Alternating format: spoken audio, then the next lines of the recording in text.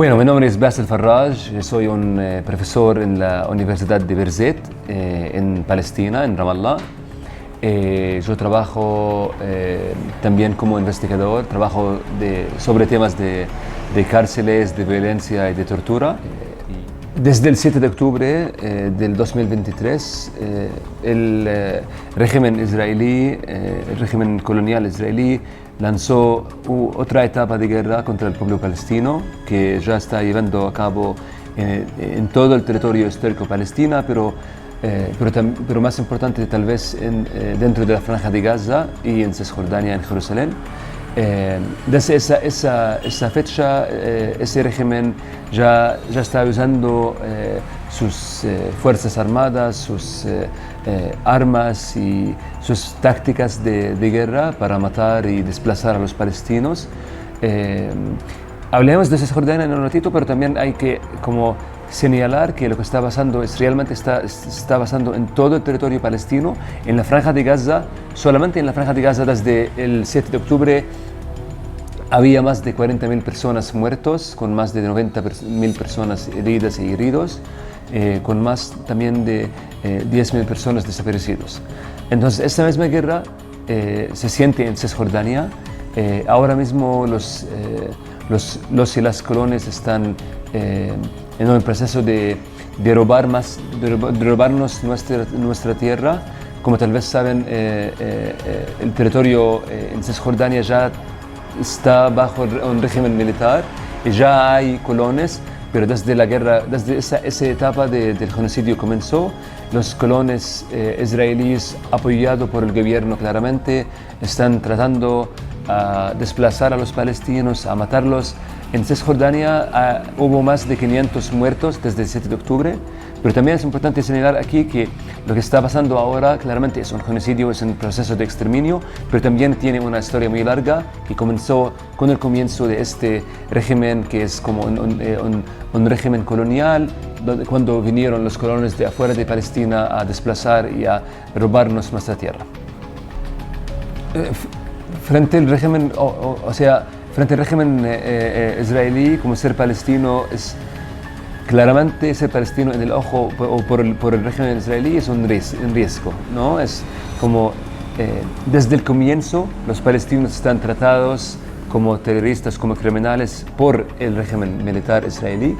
Ahora, la vida cotidiana en Cisjordania, después y antes de esa etapa del genocidio, lo podemos describir, como yo creo, en una manera carcelaria. Es que el régimen israelí se transformó a todo el territorio, todos los pueblos, ciudades y campos de refugiados en Cisjordania, a un espacio de carcelamiento total, donde los palestinos no se pueden moverse sin el permiso de los israelíes, donde los palestinos no se pueden tener acceso a cualquier cosa sin el permiso de Israel, porque Israel, este régimen controla lo que entra, lo que sale de Cisjordania, pero igual también hay un proceso muy violento con los colones, quienes viven en Cisjordania al lado de nuestros pueblos, nuestras ciudades y campos de refugiados. Y ellos también, desde muchos años, llevan armas y tienen la ley les proteja a disparar cuando quieran. Entonces yo puedo describir la vida cotidiana como en un proceso carcelario, porque Israel sí ha transformado el territorio palestino a una cárcel muy grande. Entonces, una cárcel muy grande, pero también tenemos los presos políticos palestinos, ¿no? Ser palestino ahora en Cisjordania, por ejemplo, y salir a una manifestación, tú puedes ser detenido, por ejemplo, tú puedes ser muerto, disparado por el ejército israelí. Entonces, la vida cotidiana ahora, yo creo, no es nuevo, pero es una continuación de una política israelí cuyo fin es transformar al pueblo palestino a un pueblo que no tiene ninguna lucha política, pero también a hacer los palestinos a salir de Palestina. Eso es muy importante también señalar, ¿no? Que el proyecto sionista no va a parar hasta que se acaba con los palestinos en la tierra palestina. en Cisjordania, en Jerusalén, en la Franja de Gaza o en nuestro territorio histórico en Palestina, lo que nosotros llamamos el territorio del 1948. Y yo creo que hay dos maneras de responder. La primera es que cuando hablamos de la comunidad internacional, también se incluye en la manera en la cual yo entiendo los pueblos, ¿no?